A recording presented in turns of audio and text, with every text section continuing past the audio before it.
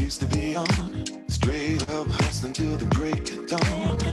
Taught me how to do wrong right, everything inside. But somehow things started to change. Tried to get us straight up out of the game. You couldn't see what I saw. The empire was starting to fall. And everything that I said never seemed to get into your head. I tried to do the right thing, living my life with the words that I sing. Now tell me, I wanted to know what happened to my best friend. As days turn to weeks and weeks turn to years, I feel for my brother, feel for my brother. And as time passes by, I see it unsatisfied. Oh, I feel for my brother, feel for my brother. I miss you, man. You're my brother. I said I love you, babe. I won't forget you now. Oh, no, no. Oh, no, no, no. Sometimes I feel life is cheap. Everything's disposable and so are we. Can you hear me? Life is real, yeah. And if there's a heaven above, please start showing a brother real love. Cause I wanna go home. Oh, I feel for my brother. I miss you, man. Oh, I feel for my brother. You're my brother. I feel for my brother. Check. Oh, no, no. Feel for my brother. Eleanor. Hey. For my brother. Let me get a quick mic check on you real quick. I won't forget. Make sure you got sound. I feel for my brother. Talk to me, girl. Talk to me. There you go. I feel for my brother. I feel. Oh, I feel for my brother. I feel for my brother.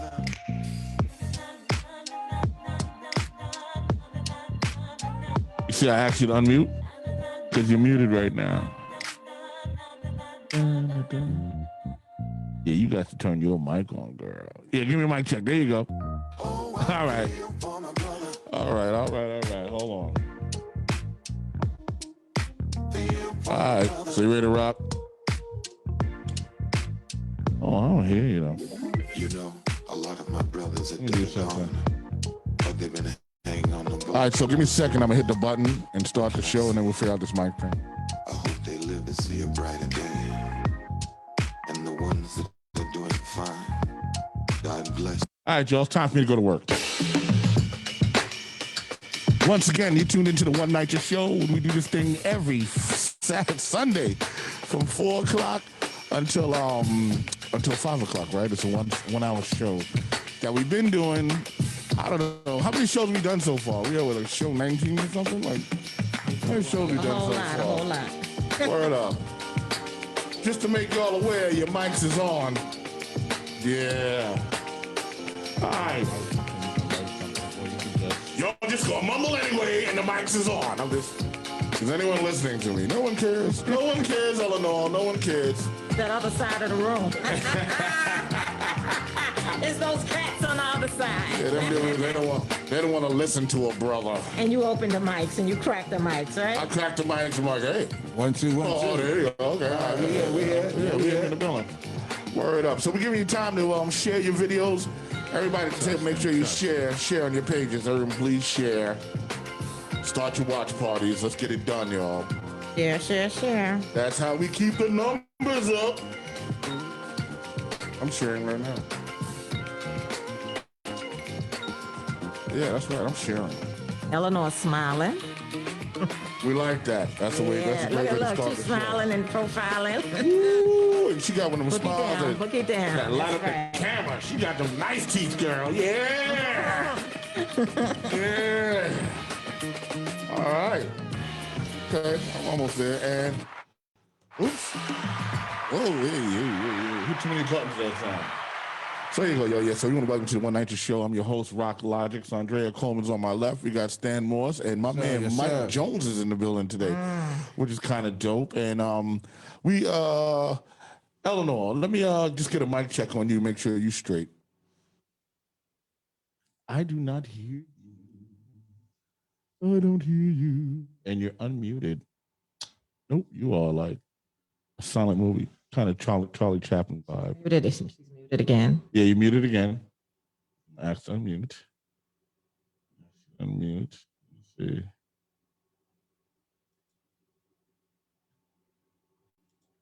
Let me see. Unmute. Oh, I got muted. All right, now try it again. All right, let's see what happens. This is technology. We hate this Zoom stuff. I wish you would have came in, but you there? I cannot hear you. I can read your lips. Yeah, I can read your lips. You're like, you can't hear me. You're like, oh, like I got all that. I just need your audio. Okay, so let me walk you through what might be wrong. On the lower left-hand side of the screen, you see what says mute? All right, so you're unmuted. Now, hit the arrow next to that, right? And then you're gonna see a choice for microphones, like select a microphone, and then you should select whatever, it might register as your computer or something. And then it should send you to a test. Or, you know what we do? In that same box, if you scroll down to test speakers and microphone, then you go and do that, and then something should pop up. Yeah. That is the One Night Show. This is how we do it, y'all. Live. I'm working on it. If not, she can dial my phone and still be on the screen. We might have to do it that way. Yeah, we'll call. She called on my phone. Okay. Because then it goes through the board. Okay. Yeah. And then we can still have her face. Yeah, okay. Yeah. Ain't no thing. Work it all out. Weird. Now, if we don't get the mic going, there's a number on the bottom of the screen that I'm going to give you, right? And you can call me, and I'll be able to see your face, but then I'll use my phone technically as the microphone, and your phone. She on the laptop? Oh wait! Oh, connecting audio. Okay. Now, now unmute. Now unmute. Almost there. Yeah, you're almost there. Unmute. Good. The settings. Oh wait! All right. So the lower left-hand side of the screen, you see that? Is your mute button like X'd out? Lower left-hand side of the screen. The little microphone. The little microphone thing. It says mute. Is it X'd out? Then just exit. Oh, now talk to me. Oh damn! She's a solid movie. Oh. All right. So I'm going to. I will text you my number. All right. Hold on. Text my number here. Have a call in. Let me set up the phone line. What is it? Okay, we're not gonna do that.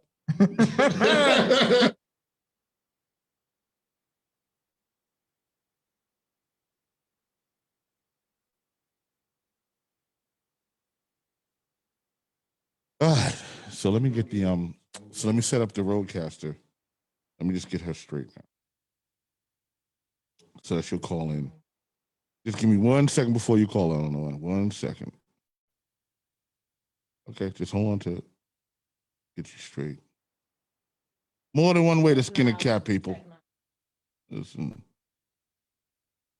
we had to deal with this foolishness since the COVID. Okay. Boom. All right. Okay, there we go. All right. Okay. Eleanor, call me. Don't worry about it. You got the text, right? Okay. There it is. There you go. Okay. There you go. All right. So we can see you. Okay. See you in here. Eleanor, what's up? Oh, so now you got to turn down like all your speakers and stuff to stop the feedback. Maybe she's up and running. This ain't my computer. It's my mama's computer. Okay. Okay. You can hear me? I can hear you. Yeah, I hear you. I got you now. I got you through my phone, so I got you. All good. So give me a mic check real quick. Huh? Give me a mic check real quick. Mic check. Give me a mic check. Just Mic say- check 1 2 1. There you go. Okay, we gravy. All right. Yeah, we in the house. So, and All if you right. want, you can pick the phone up to your ear if you want, or keep it on speaker or whatever. But because now your audio is going through the phone and going through the board, that's how we hear you. So, listen, we had a long setup time, so I think we might have to skip the "What have we done this week?" You know what I'm saying? And maybe go because I know Mike's got to cut out at 5 on the dot and stuff like that. So, Eleanor, we want to welcome you to the show. We want to welcome Eleanore Bumpurs to the show, who is the great granddaughter of Eleanore Bumpurs, correct? Yeah. Hey. We are glad to have you. And I know you've been talking to SAUNDREA Coleman here. It was on my left, SAUNDREA. Yeah. Let's get it going. Huh? Welcome, sister. Welcome, sister. Oh, Yeah. pick up your phone and put it to your ear. Let me hear you. I'm trying to figure. Yeah. Maybe take it off or put speaker. it on speaker and then let me hear you. Go You can ahead. hear me better? Yeah. Okay. You looking official. Yeah. Now you look down. Now it's on and popping. Welcome, sister. So, she's came out to the vigil and been our key speaker at US for BLM for our 200th day. So welcome. And it's good to have you a comrade in the struggle. She was just featured in the city in an article, which was awesome. Yeah. So shoot, talk to us. Tell us what's going Let us know on. what's going on. We seen you in the news, girl. Come on. We got to talk about it. What's going down? Talk about it. Let me talk about it.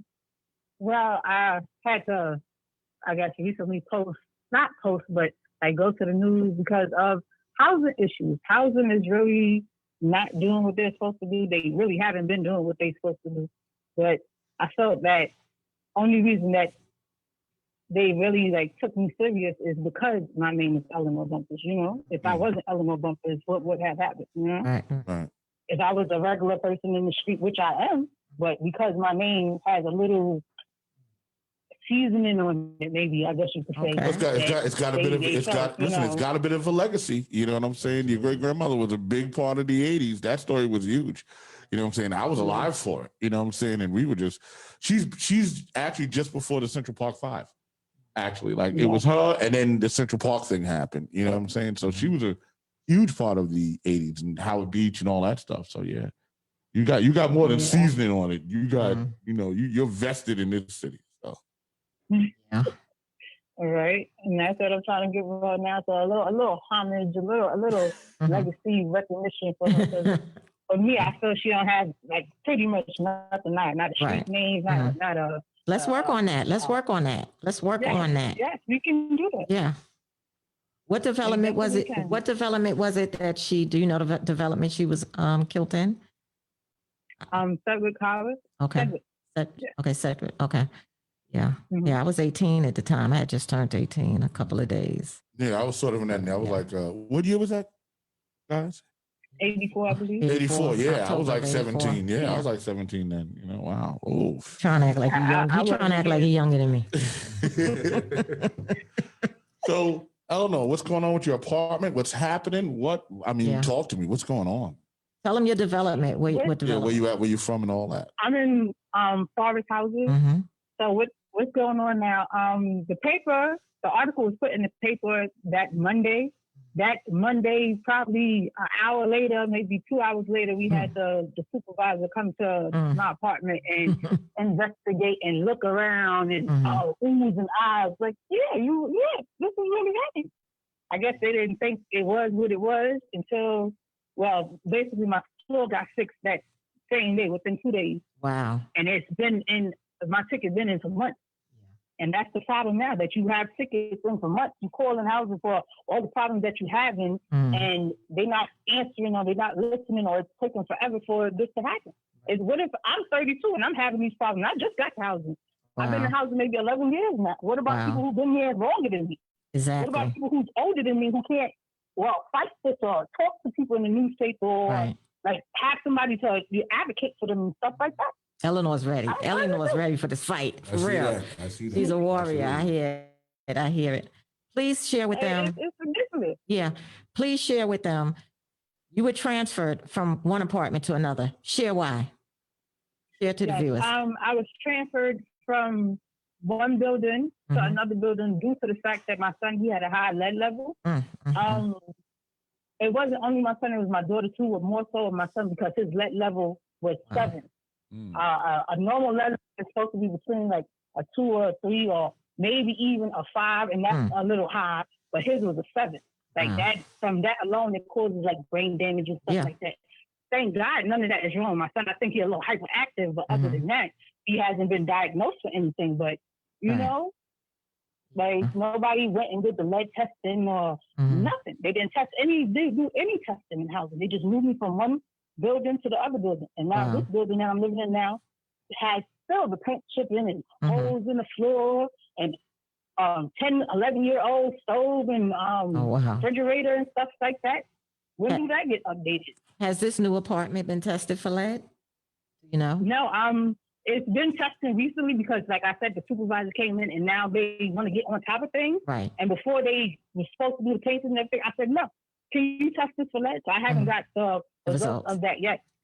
So I'm just kind of curious because now I'm sort of there's something baffling going on in this conversation. And the fact that lead has been, ruled out for years, right? That we knew that lead was a problem. So what I don't understand is we all know that they built the buildings with lead in them, right? Because of the time period, they use lead paint and so on and so forth. So how do they not know, like, the apartment, if it has lead or not? I mean, is it because some apartments were treated and others wasn't? I mean, what is that? Maybe y'all can help me with that. Good. Well, I think they just basically just paint over the paint. They don't like chip over the paint to make sure it's like whatever old paint is there, they take off and then put new paint. They just painting over the paint. Like just to save time or just to save money. Because their favorite thing is, we don't have the contractor. Why not? Housing gets a whole billions of dollars. Why does it look like this? You walk past housing or you live in housing, you feel bad to live there. I dislike housing. I lived it. Like, for real, I walk down the street and I'd be like, oh my gosh, like for real, all the garbage, to this, to that. The other day, when it started snowing, maybe in the beginning of the month, it was shooting outside. And me, like I said, I'm from the Bronx, I'm from Brooklyn. I'm about to run, but I had my kids with me.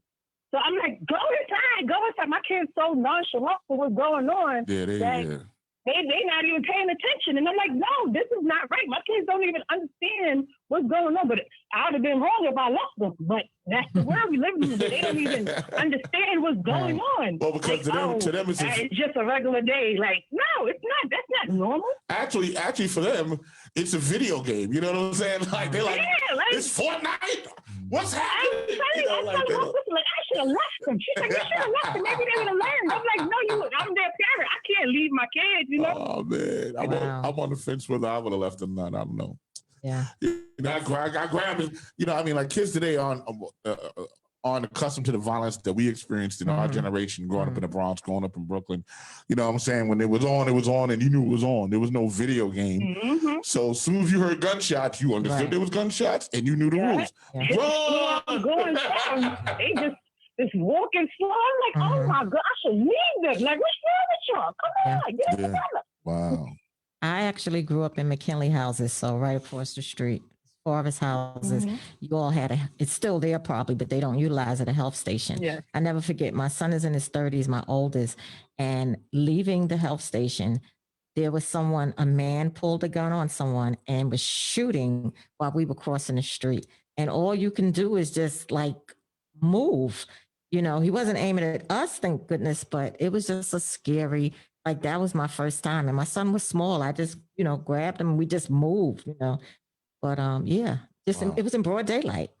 So I didn't call 911 or nothing. I just moved. you know what I'm saying? So yeah. But there's a lot. It's something that you shouldn't be accustomed to. Right.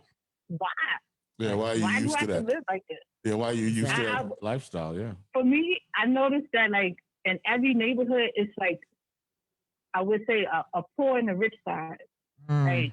If you go to like Riverdale part of the Bronx or like Mount Vernon, which is not the Bronx, but you know how it cross over sometimes, but it's different from like by Yankee Stadium or by Co-op City. It's or crazy. by Third Avenue and any of that. Yeah, sure. Yes. You know, Third Avenue. Third Avenue looks like 125th Street. Yes, the hub, yes. Yeah, it's about representation. I don't know. Yeah, it's about representation. It's like the Bronx is forgotten. Like, what do we have besides the seafood city? City Island over there. Like, what do we have in the Yankee Stadium? Like, yeah, pretty much we got City Island and Yankee Stadium. Yes, like what else do we have? Yeah. Or the new Bronx Museum that they're building that I guess is on Grand Concourse. Other than that. Yeah, I mean, and that's still in a couple of years in the making. Yeah, I mean, the Bronx has always been, for lack of a better term, the bastard borough. You know what I'm saying? Watch it. I'm from the Boogie We've always been that. You know what I'm saying? I mean, if you think back to the 70s, back in the 70s, 77, 76, 75, the Bronx was burnt out. Like it was Fort Apache. They made a movie about it, and then President Carter came to the Bronx and declared it a disaster area. You know, that's how bad the Bronx. South Bronx, right? It was more so the South. Well, the entire Bronx was terrible. However, there was levels of terrible, right? So if you want to live uptown, it was terrible, but not as terrible as the South Bronx, right? Where everything was just burnt out. I mean, we were playing in those abandoned buildings. We called the buildings that they knocked down, we called them the mountains. Come on, let's go play on the mountains. You know, we was having brick wars. We throwing bricks at each other as kids. You know what I'm saying? And the idea was the 5 kids down the bottom had to get to the top, and we threw bricks at each other. And that was kind of the deal. You know, that was our entertainment. Wow. So you're right. The Bronx has always been like a lost place. But then if you went up Gun Hill Road, it was different, right? Well, it was housing. Homes, right. Yeah, it was homes. So it's all about, you know, how it was developed. Sure. Yeah. So, because that was just a whole different place. Well, because of development, and then I'm back to you, Eleanor, in a second. Because the development of the South Bronx, number one, was based on not really like housing. It was based on the tenement buildings, right? And those tenement buildings were owned by Jewish landlords. And when the Jewish landlords wanted to get out, they would set them on fire. They'd set them on fire. Well, have somebody set them. Have somebody set them on fire. Arson, yeah. They would commit arson on the people in those buildings. Really big, you know what I'm saying? So that's where that culture came from in the South Bronx. You know what I'm saying? Uptown, Black people, Caribbean people, they own their homes. Yeah. So they weren't getting burnt out. But when you talk about down in South Bronx, woo, war zone, girl. War zone. So who did you call, like, in the news? Like, did you just straight call Daily News and be like, yo, this is the deal? Like, what happened? How did that work? Right? I should have. I spoke to somebody. No, not somebody. I spoke to Greg Smith. He came to look at my apartment. He was appalled, you know, but he wasn't. I mean, I wouldn't say that he was used to it. I guess he's used to doing stories in the neighborhood of other people who's going through housing issues. Because he you know, housing is housing 400,000. They said people are unmarked housing tickets and stuff not answered and everything else of that matter.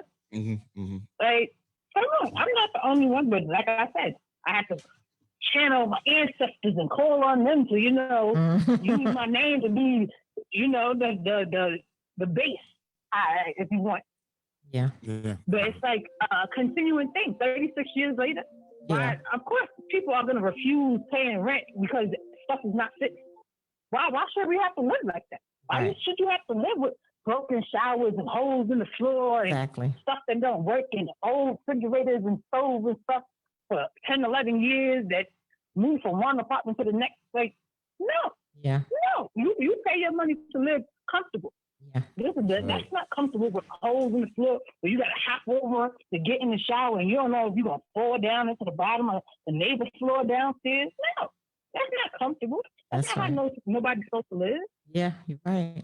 Greg Smith is a very great reporter, especially with public housing, his stories. He used to work for the Daily News. So, and then he went to the city a year or two ago, whatever it was, but he's glad. So I'm glad he's the one to get your story.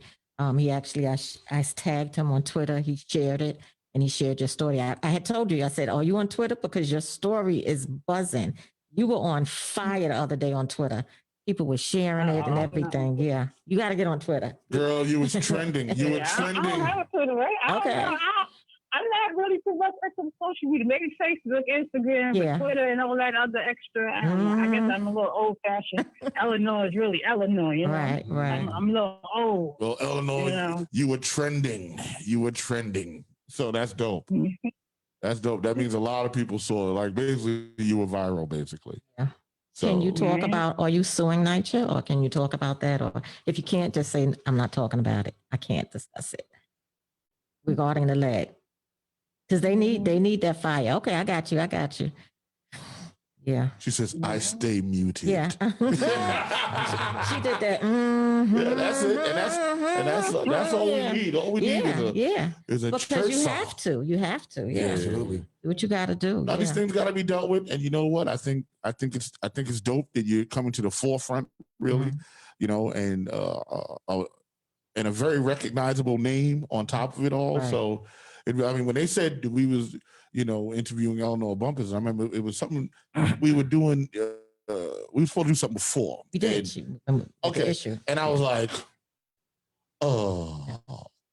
isn't she dead though? Like, what are we talking about? Because I didn't know it was you. Right. You know what I'm saying? I don't know your great grandmother. And then they're like, no, the great granddaughter, bro. Yeah.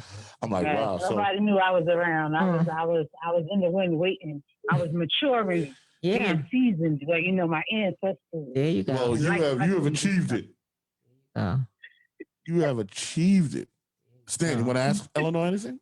Well, I would just like to say, with the whole leg issue, that's been one of the reasons why Knights is in the trouble that it's in, is that they were caught, you know, actually having lead in these apartments and are lying about it on the testing. So I'm glad your issue's coming up to really bring it back to the forefront, because that really was one of the major issues that created the problems in Knights today, for sure. So thank you for definitely speaking out about that issue. Yeah.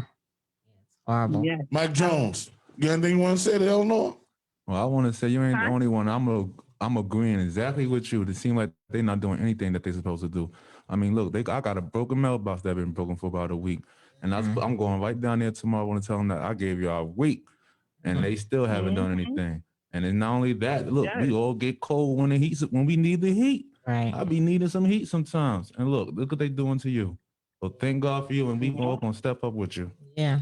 Yes, I appreciate that. I do. Yeah. Also, I guess I don't have more to say, but talk. Show. Right? What do you want to talk about? I like this stuff I feel deeply about. The stuff I'm really passionate about is like education, because I'm a food tyro, and Lord knows the teachers need more money. I don't know what it is, but it's just the schools need to do better. They do. Healthcare, mental health, yes, because as the records show, my great grandmother had mental health issues, but I feel that they also need to make like a bill after her. I feel like in housing, it's a lot of people with mental health, and you don't even know that they're there. They need to make like a registration, not to say like not like a sex offender registration, but a registration for people like mental illness. So you know when you come into their house what you're dealing with before you go there. There you go. You know, like if it's, you know, people have not outbreaks. Let me not say outbreaks. Episodes. Yes. Like a mental health episode where they do call the police a lot, where you get accustomed and know the people that you're dealing with, instead of all this, the stuff that's going on now with the police and everything, because they don't know how to deal with people. I think what they're about to do now. No, go ahead. I'm finished. Go ahead. I also have an issue, not an issue, but I'm also passionate about foster care, youth in foster care. They said it's a lot of homeless foster care youth. Due to my great grandma passing and stuff like that, and me being born in the crack era and stuff like that, I was placed in foster care. I was in 7 foster homes and one group home, and I aged out. And when I aged out, they allowed me to apply for housing and Section 8 and stuff like that.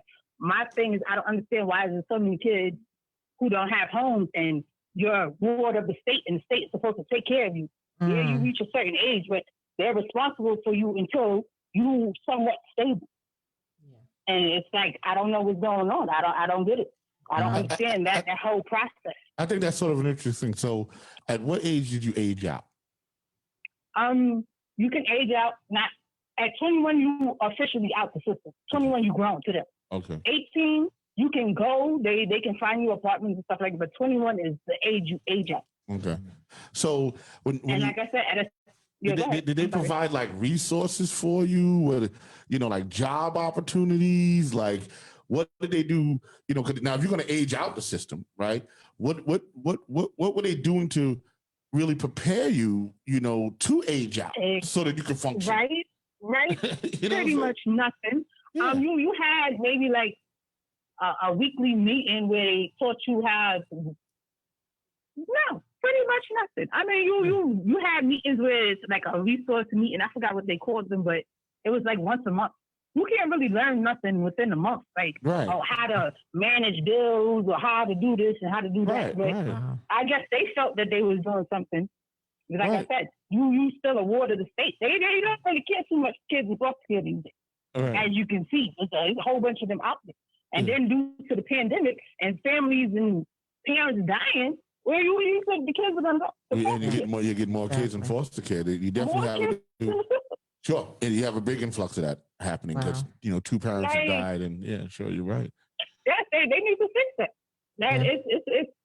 It's pure craziness. And then with housing, go ahead. No. I mean, because you see, I'm going off. No. And I'm telling you, I love it. It's just that the foster care things got me a little stuck because it never dawned on me. You know what I'm saying? Like, you know, I know that I left my home when I was 18, but I was prepared. You know what I'm saying? I already had the tools in place and the knowledge in order to survive at 18. Because my father was big on, you know, I was working since I was 9 years old. You know what I'm saying? So my father was big on that.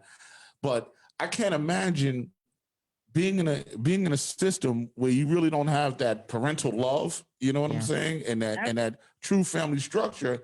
And then, I mean, I would have been scared to death. 21, you're like, okay, so go. And you're like, go where? Like, how? Exactly. And that's how most of the children end up home.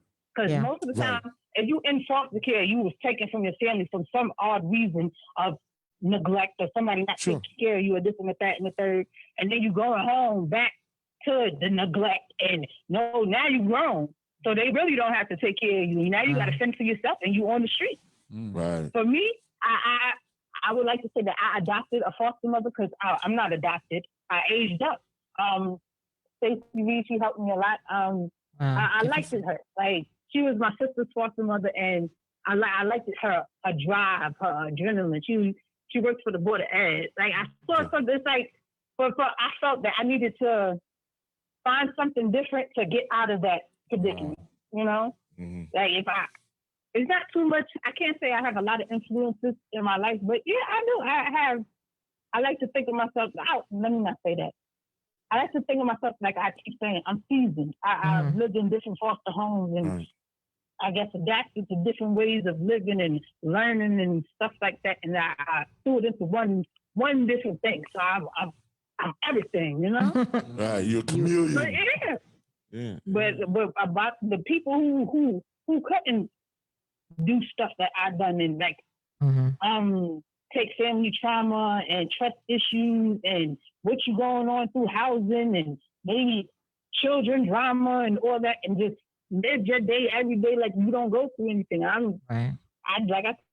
just take it one day at a time. Everybody else is not like me, you know? Because really what you're talking about right now really is you're talking about a future problem that's about to happen. In 10 years, 15 years, these kids might age out of the system. Some might be adopted, whatever happens.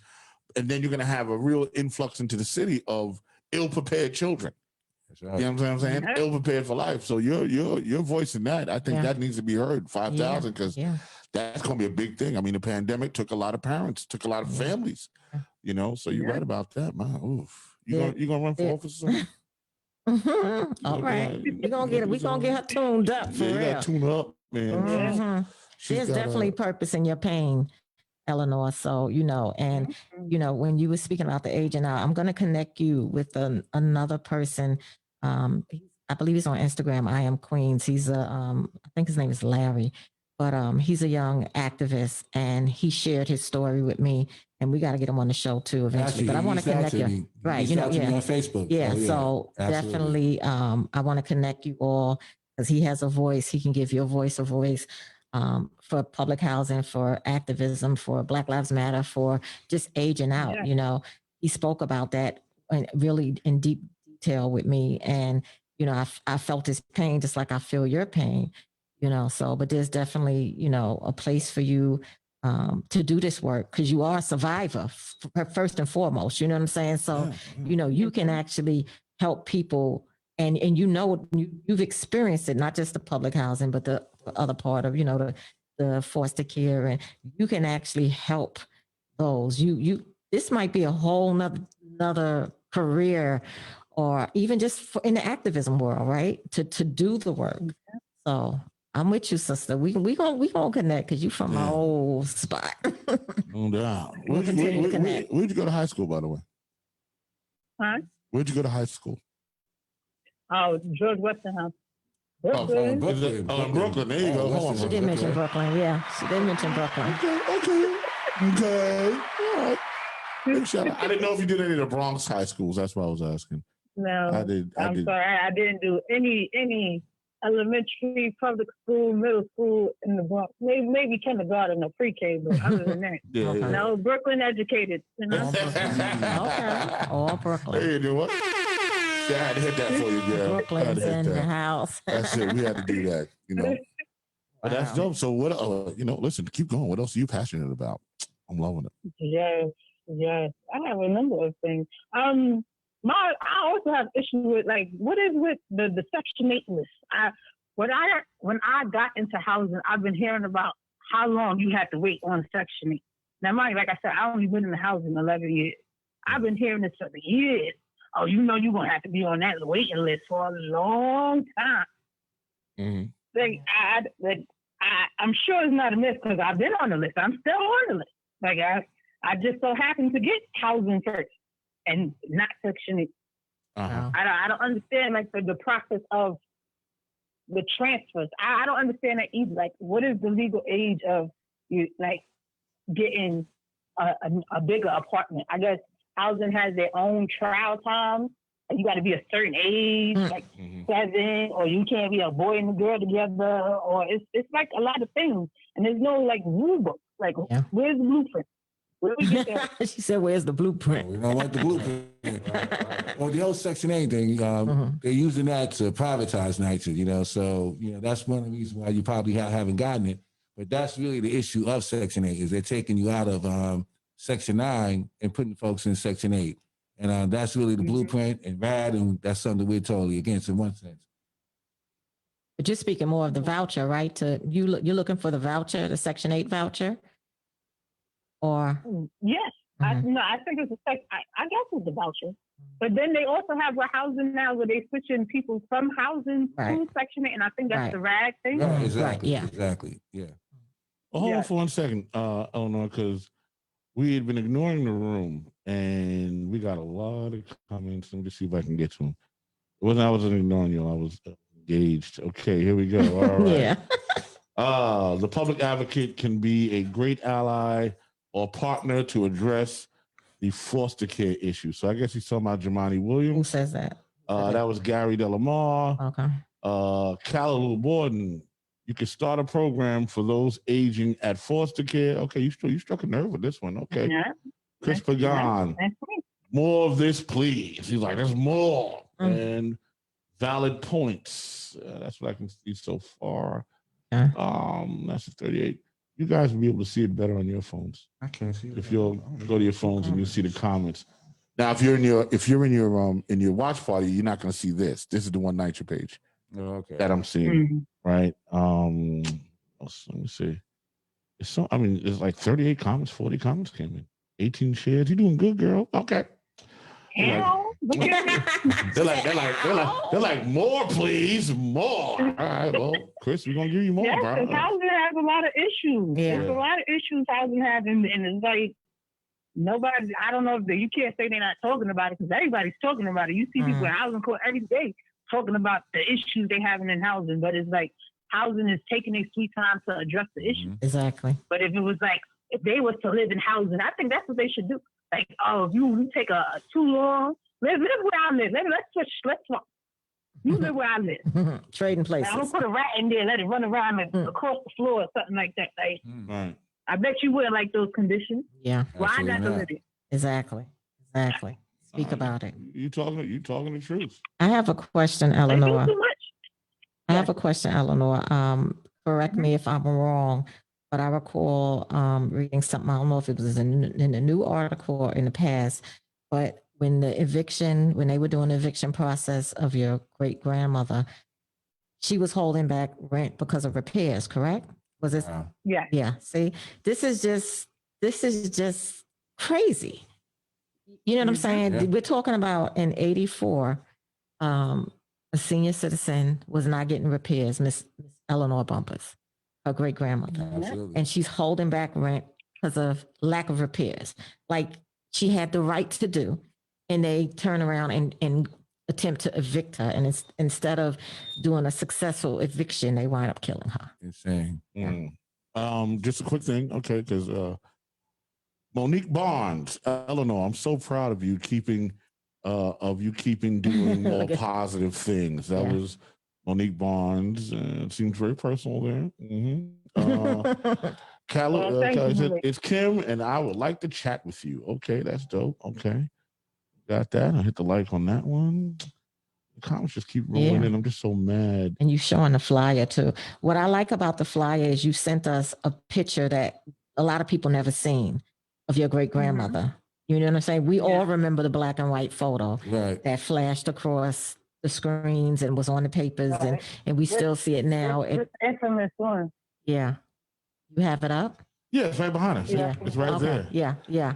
That is the picture. Yeah, that is the picture that we all, and ironically, that's what we know, right? That's an iconic picture. Like we see that picture and we know it immediately. But she also sent us a picture to show us her great grandmother. Okay. In living color. In living color. That the rest of the world wasn't privy to. So thank you for giving that to us one night to share on our flyer and I had stuff. to go through one of the old Facebook, the old memories. Yeah. Oh, I didn't even know. Yeah.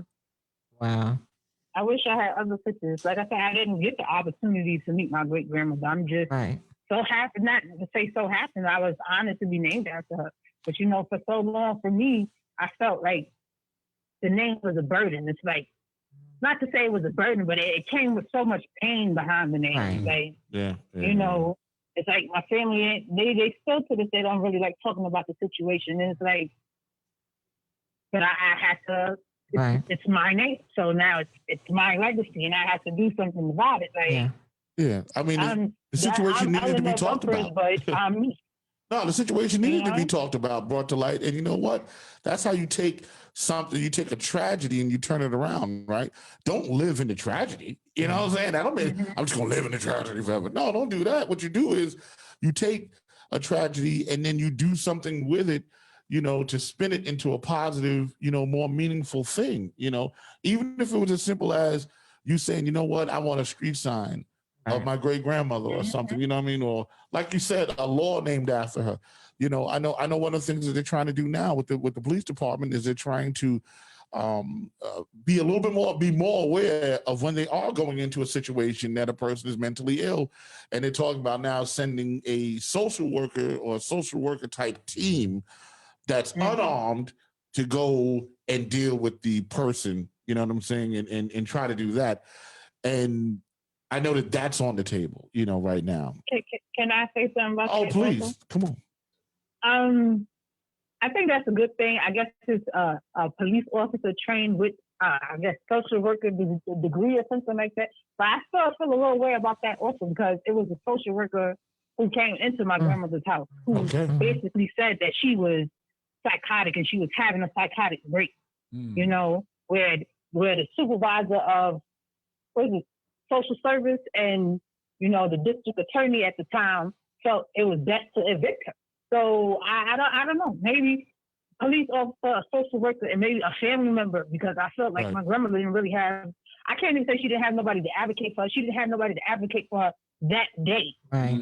Right. Yeah. At that moment. Yeah, like, at that moment. you know, exactly. At that time when all of this was happening. And they said this started from April, right?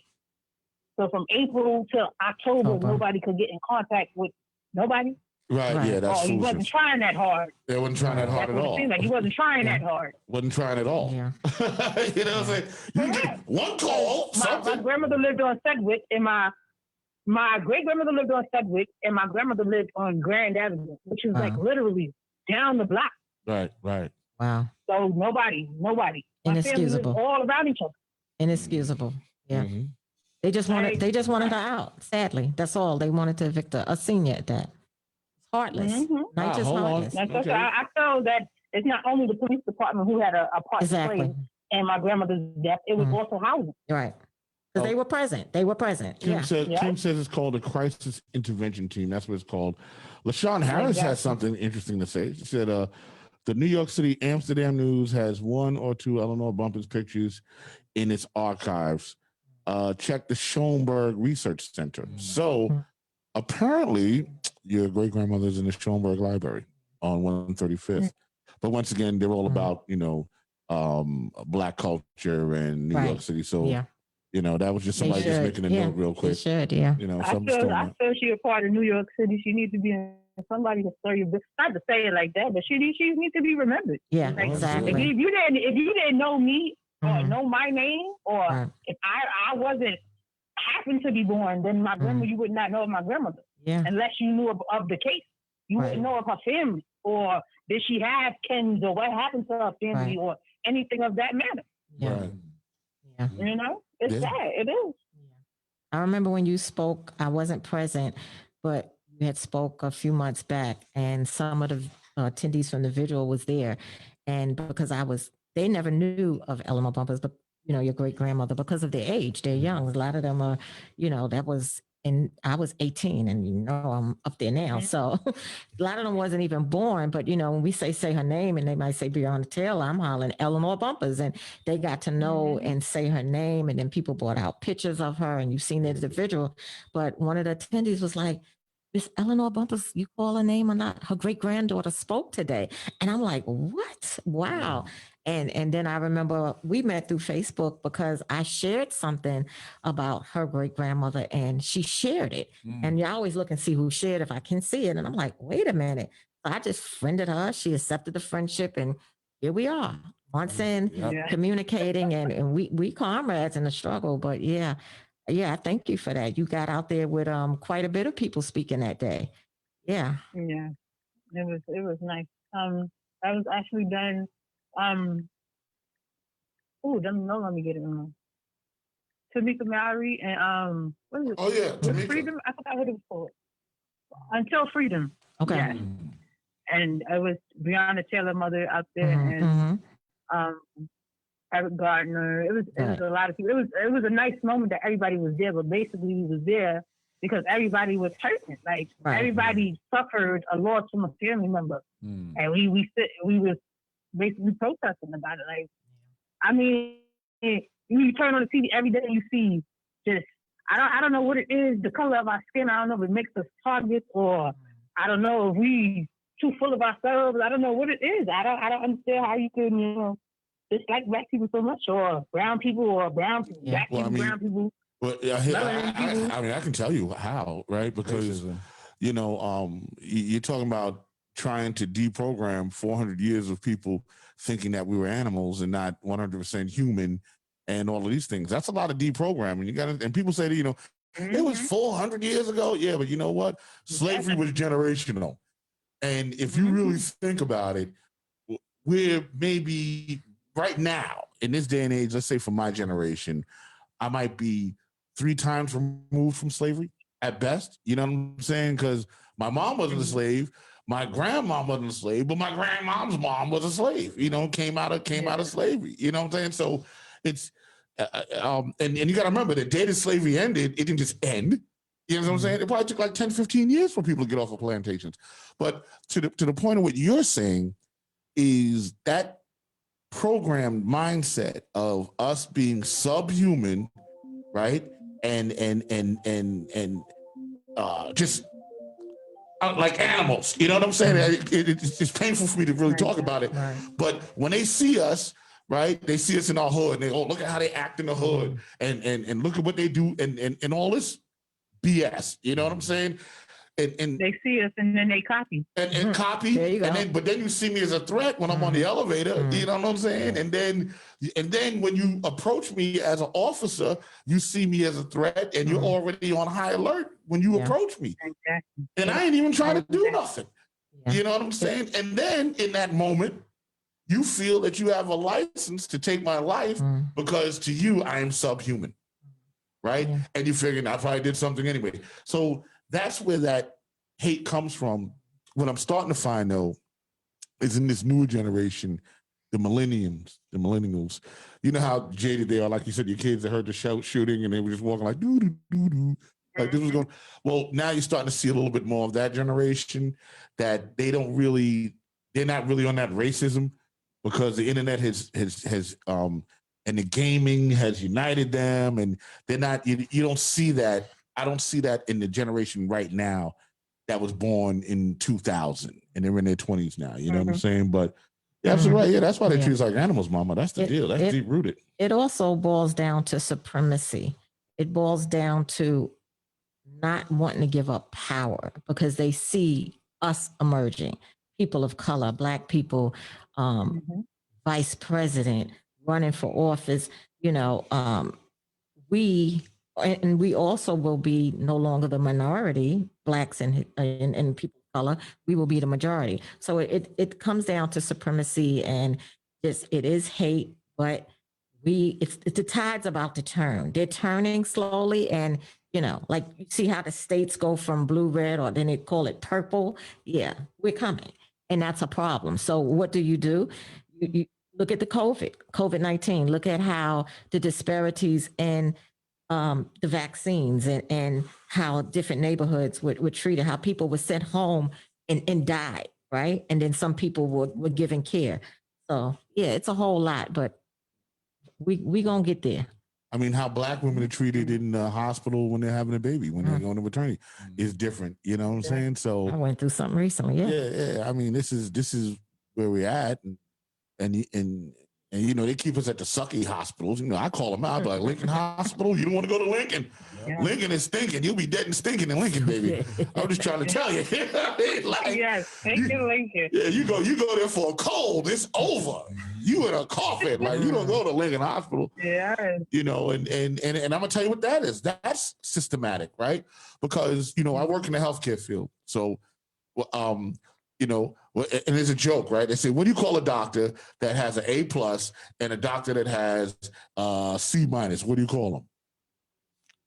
A doctor. You call him a doctor. There you go. Okay. He is called a doctor. So what they do is they take these subpar doctors, right?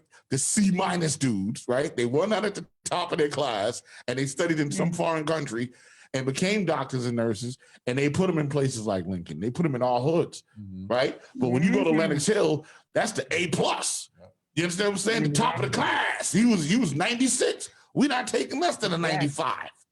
You know what I'm saying? You do Presbyterian. He ain't taking less than a 95. These dudes, they're geniuses when you go there. But when you go to our hood, they give the jobs to, listen, I think I could be a doctor. I'm just saying. I think I could walk in the link and be like, yo, I'm a doctor, bro. Give me the gig. I'm cool, baby. Amiodarone all the way. Epinephrine. Hey.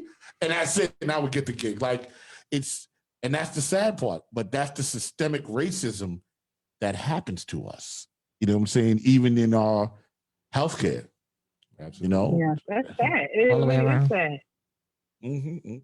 I'm trying to tell you. So come on, I need some more of your passions, girl, because man, you got some stuff. Yes, I'm telling you, I have a lot to put in. Y'all probably don't even have enough time for You keep on going. I'm cool. Yeah. I mean, also, go, please. No, you go. No, you go ahead. I've been chatting. Go ahead. You go ahead. I mean, okay, hold on. I'm back in the chat room. Yeah, they're like NYU was a great hospital. Metropolitan, they'll probably kill you. Harlem Hospital, you're doomed. Let's see. Yes, Tamika, Harlem I'm people love Harlem interested. Hospital. So. Yeah. Connect me with Tamika LMAP says, connect with me. I have a workforce career training program for those interested in the insurance industry. So Hey, that's, Tamika. that's on the chat. You know, I always like to be aware of the people in the chats. I mean, it's going through. I'm missing chats. There's like 62 chats since the last We're going to time. have Tamika on soon. Yeah, so that'll be dope. That'll be so hot. Okay. I'm just going through the room a little bit. Okay. All right. Okay. You want to write a book? You put that on Facebook. You put it in the atmosphere. Yeah. You better go ahead. I want to write a book because, like I said again, my name is Eleanore Bumpurs, but when people hear Eleanore Bumpurs, they hear my great grandmother. They don't hear Eleanore Bumpurs, Ellie. Right. I no, you need to know me. You need to hear my story. My story is deep. Like my story is deep. Like I went through a lot. Oh, listen, I mean, the story that you said just far was really compelling. You know what I'm saying? And I just want to say, good afternoon, Denise Crossland. Hey, Denise, what's up? I mean, it was really, I was like, wow, you know, because I didn't know that about you until you said it. But then it makes perfect sense because that's that's how survivors are bred, right? Because when you're in foster care, when you come out of foster care, it's like someone just push you into the pool and go swim and just make it happen. You know what I'm saying? So, you know, that's what's dope. Like, you know, you're a survivor, you know what I mean? And I applaud you. Yeah. Absolutely. Straight up. And you got this. You got this. Because we gonna be in some touch. people don't survive. You know what I'm saying? Yeah. Monique Barnes says, keep speaking, cousin. Keep speaking. She says that in the room. She's, oh my God. She is so supportive. Your cousin loved you. I got to tell you. Thank you, cousin. Tamika L. Map also said progressives educating New York is the page and the website. So Denise said she's just checking in. Thank you, Denise. I'm so glad you checked in because it's a great show. Yeah. You know. So great guest. Oh, man, you are fantastic. You gonna come back? Yes, she will. She's gonna come in person too and hang out. Yeah, you need to come to the studio. Yes. She was gonna come because of the snow. Studio vibe feeling. Yeah. You won't be on the phone and no technical issues. Yeah, nah, you need to definitely come to the studio and hang out with us. You know, once we figure out how to get this thing going, and you know, you staying home this week with the snowstorm business going on. That's why she stayed. Yeah. That's not at home. Yeah. Well, listen, I gotta go do some shopping. It ain't start yet, but you know how Mother Nature is. Okay. No, I didn't start yet. It's still let me make it back to Manhattan. Word up. So, are you showing us the window? Oh, okay. I saw the camera go. I was like, is she showing us the window outside? Right? I thought, no. That's the children. They doing too much. Said, I know, JJ. Nice to see you. I know, JJ. Nice to see you. All right, there you go. So, listen, I want to thank you for coming on. You'll have any other questions for Eleanor before we sign off? I just want to thank you for your work and keeping the name alive and definitely pushing the legacy. We wish you all the luck, all the best. Yes, thank you so much. I want you to know we all got hope for you. I got hope in you as well, I tell you. All right, Money Mike. SAUNDREA Coleman? Yeah. Dear, you know how we do. We'll be texting, talking, and I'm going to get you out there and get you some speaking engagements, and we're going to get some things done and set some fire to the city. Not Fort Apache style, but, you know, some good, we're going to get in some good trouble together. Good trouble. That's what we call that. That John Lewis. We're going to get some good trouble. Get into some good trouble. That's what we're going to do. And keep smiling. Keep smiling. Listen, I want to thank you for coming on the show and, you know, telling your story. It was compelling. It was a lot more than I thought it was going to be. I'll tell you the truth, because the only thing I thought about was the apartment, and then you just kind of went into you, which was important. You know what I'm saying? That was hot. You know what I'm saying? So you're welcome on the show anytime. Okay. And anything that I can, anything I can do to help. You know, you have my number. You can give me a call or whatever. You know, tell SAUNDREA to call me, and then we'll work it out. All right. Thank you for your transparency. All right, that's a bet. This was The Real Discussion with Rock Logic, SAUNDREA Coleman, Stan Morse. No, oops, wrong show. Yeah, that was a shameless plug.